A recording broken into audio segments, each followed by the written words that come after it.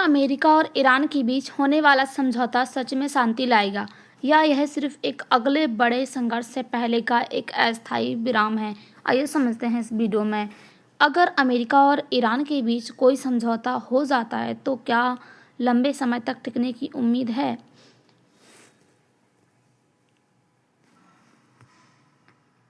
मामला क्या है? पिछले कुछ समय से ईरान और अमेरिका के बीच तनाव काफ़ी ज़्यादा बढ़ चुका है। यानी कि अगर हम देखें तो यहाँ पर 28 फरवरी से जो युद्ध है वो जारी है और अभी भी जो है युद्ध रुकने का नाम नहीं ले रहा है। यानी कि हम देखें यहाँ पर ईरान और अमेरिका के बीच में जो तनाव वो काफ़ी ज़्यादा है। दोनों देशों के बीच में काफ़ी ज़्यादा विवाद देखने को मिल रहे हैं। जैसे कि अगर हम देखें तो ईरान का परमाणु कार्यक्रम, इसको लेकर जो है विवाद बना हुआ। उसके साथ ही आर्थिक प्रतिबंध, मध्य पूर्व में प्रभाव पड़ने का होड़, उसके साथ ही ईरान समर्थित समूहों की गतिविधियां, इजराइल की कुछ सुरक्षित चिंता, जो यहाँ पर सुरक्षा चिंताएं हैं उसको लेकर भी विवाद जो है वो देखने को मिल रहा है। हाल के तनाव और सैन्य घटनाओं के बाद दोनों देशों के बीच जो बातचीत है और संभावित दौरे की खबरें सामने आ रही हैं। यानी कि ये खबरें सामने आ रही हैं कि दोनों देश जो है आपस में बातचीत करेंगे और जो है समझौता हो सकता है। लेकिन कुछ जो कई विशेषज्ञ हैं वो मानते हैं कि अगर समझौता हो भी जाता है तो उसके लंबे समय तक टिकने की संभावना काफ़ी कम है, क्योंकि हम देखें यहाँ पर जो अमेरिका की पॉलिसी रहती है, यानी कि जिस भी तरीका का समझौता करता है वो अमेरिका, तो वो जो है अपने समझौते पर टिकता नहीं। यानी कि कोई भी संधि करता है या समझौता उस पर जो है टिकता नहीं है। इसीलिए ये भी कहा जा रहा है कि इस पर टिकने की संभावना काफ़ी ज़्यादा कम है। उसके साथ अगर हम देखें तो अमेरिका क्या चाहता है, अमेरिका की कुछ चिंता है। जैसे कि सबसे बड़ा देखें तो जो परमाणु हथियार, यानी कि अमेरिका नहीं चाहता है कि जो ईरान है वो अपना परमाणु हथियार बनाने की क्षमता को हासिल करे। यानी कि जो यहाँ पर ईरान अपना परमाणु हथियार बना रहा है उस क्षमता को वो है हासिल करे, या फिर परमाणु हथियार में एक बेहतर देश के रूप में उभरे। ये जो है अमेरिका नहीं चाहता। उसके साथ ही क्षेत्रीय सुरक्षा तो के लेकर भी जो है विवाद देखने को मिलता है। जैसे कि अमेरिका चाहता है कि मध्य पूर्व में कुछ जो सहयोगी देश हैं, जैसे कि खासकर इजराइल और जो खाड़ी देशों की सुरक्षा है वो बनी रहे।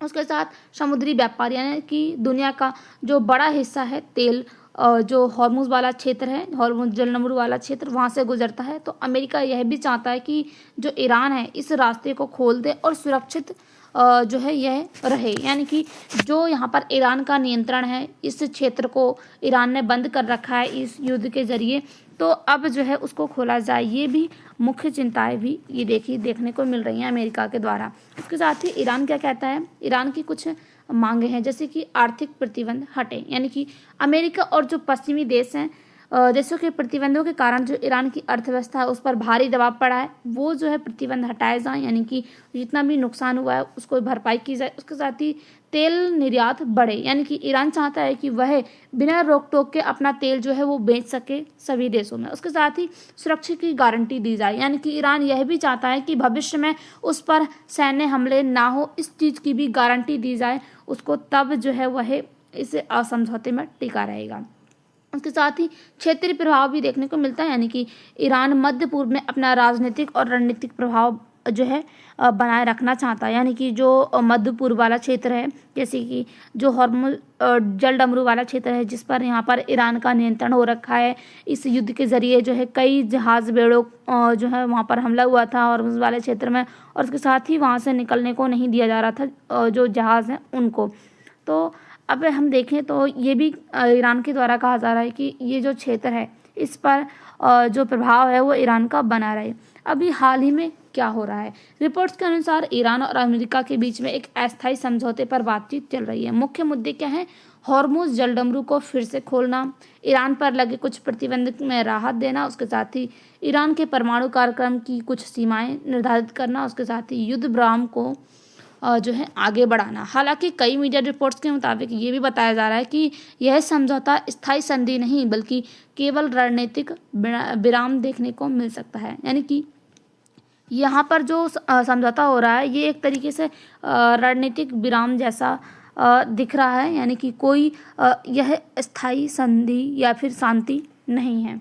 उसके साथ ही अगर हम देखें तो ये भी कहा जा रहा है कि समझौता यहाँ पर नहीं टिकेगा, यानी कि जो यहाँ पर समझौता हो रहा है ये टिकेगा नहीं ज़्यादा समय तक। इसके मुख्य कारण क्या है? सबसे पहला, मूल विवाद अभी भी ख़त्म नहीं हुआ, यानी कि जो ईरान और अमेरिका के बीच में जो विवाद चल रहा है वो अभी भी ख़त्म नहीं हुआ। जैसे कि अमेरिका चाहता है कि ईरान जो है परमाणु हथियार ना बनाए, मिसाइल्स कार्यक्रम सीमित करे और उसके साथ ही क्षेत्रीय प्रॉक्सी समूहों को समर्थन ना करे, यानी कि कम करे। और उसके साथ ही ईरान चाहता है कि जो उसकी आर्थिक प्रतिबंध उस पर लगे हुए हैं वो हटें। उसके साथ ही जो उसके फंड जमे हुए हैं, यानी कि जो फंड उसने जमा किया है उसको वापस मिले। उसके साथ ही सुरक्षा की गारंटी भी मिले, यानी कि जितना भी युद्ध में उसका खर्चा आया है वो दिया जाए। और उसके साथ ही भविष्य में ये भी उसको गारंटी दी जाए कि आने वाले समय में उसके ऊपर हमले नहीं होंगे, उसके ऊपर किसी भी प्रकार के सैन्य हमले नहीं होंगे। इन बड़े मुद्दों पर अभी भी जो है सहमति नहीं बनी हुई है दोनों देशों की। उसके साथ ही दोनों देशों के बीच में भरोसे की भारी कमी देखने को मिल रही है। अगर हम देखें तो 1979 से ईरानी क्रांति के बाद जो है दोनों देशों के संबंध जो है काफ़ी ज़्यादा तनावपूर्ण रहे हैं। अमेरिका को लगता था कि ईरान को जो है समझौते का फ़ायदा उठा रहा है, ईरान को लगता था कि अमेरिका सरकार बदलने पर समझौते के पीछे हट रहा है। यानी कि जो यहाँ पर 1969 में ईरानी क्रांति के बाद जो है समझौता हुआ था उसके यहाँ पर जो है अमेरिका को लगता है कि ईरान जो है समझौते का फ़ायदा उठा रहा है, और ईरान को ये लगता है कि वो उसकी जो सरकार है अमेरिका की जो बदल गई है उसके बाद ये जो है समझौते से पीछे हट रहा है। यही विश्वास जो है बातचीत को कमज़ोर बनाता है और उसके साथ ही इनके बीच में तनाव देखने को मिलता है। और उसके साथ ही घरेलू राजनीति सबसे बड़ी बाधा देखने को मिलती है। अमेरिका में जो अमेरिका की रिपब्लिक है उसके साथ ही डेमोक्रेटिक प्रशासन की नीतियां अलग अलग हो सकती हैं। ईरान में कट्टरपंथी गुट अमेरिका के समझौते के खिलाफ है, यानी कि जो ईरान की यहाँ पर जनता है वो अमेरिका के खिलाफ है।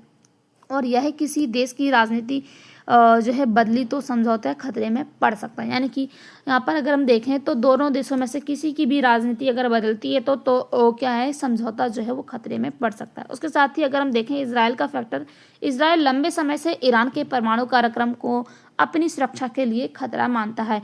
यदि इजराइल को लंबे समय यानी कि अगर देखें तो इजराइल को लगे कि समझौता उसकी जो सुरक्षा चिंताएं हैं उसको नहीं सुलझाता है तो वह क्षेत्रीय तनाव फिर बढ़ा सकता है।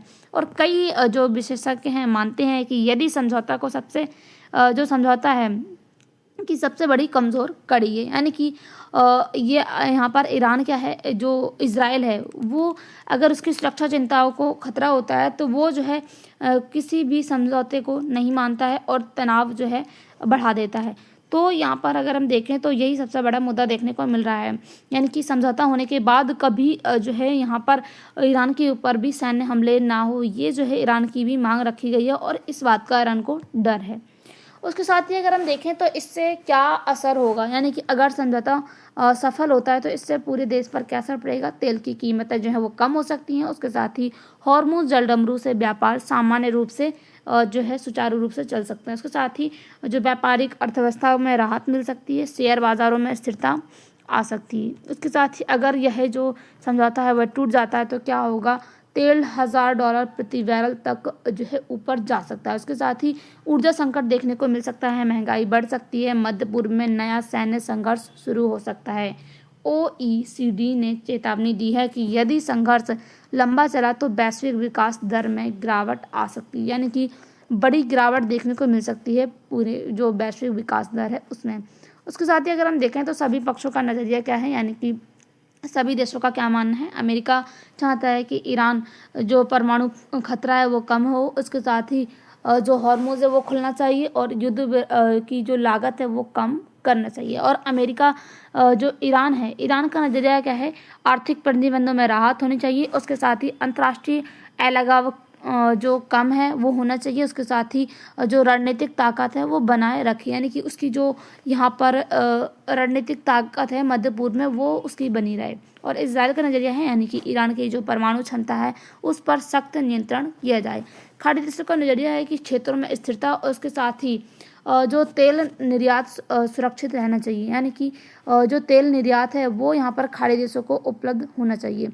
सबसे महत्वपूर्ण बात यह है कि मौजूदा बातचीत स्थायी शांति से ज़्यादा एक अस्थायी युद्ध विराम जैसी दिखाई देखने को मिल रही है, यानी कि कई विशेषज्ञों का मानना है कि भले ही अमेरिका और ईरान किसी भी समझौते पर पहुंच जाएं, लेकिन परमाणु कार्यक्रम, मिसाइल नीति और क्षेत्रीय प्रभाव, उसके साथ ही आपसी अविश्वास जैसे मुख्य जो विवाद हैं वो जो है जैसे कि तैसे रहेंगे। यानी कि उनके जो विवाद तनाव देखने को मिल रहे हैं दोनों देशों के बीच में, वो वैसे के वैसे ही रहेंगे। इसीलिए समझौता अगर हो भी जाता है तो लंबे समय तक टिकने की संभावना काफ़ी कम है। समझौता हो सकता है लेकिन शांति की गारंटी नहीं है, क्योंकि समस्या सिर्फ युद्ध नहीं बल्कि 40 साल पुराना अविश्वास है वो यहाँ पर देखने को मिल रहा है। यानी कि दोनों देशों के बीच में जो अविश्वास है वो काफ़ी समय से देखने को मिल रहा है।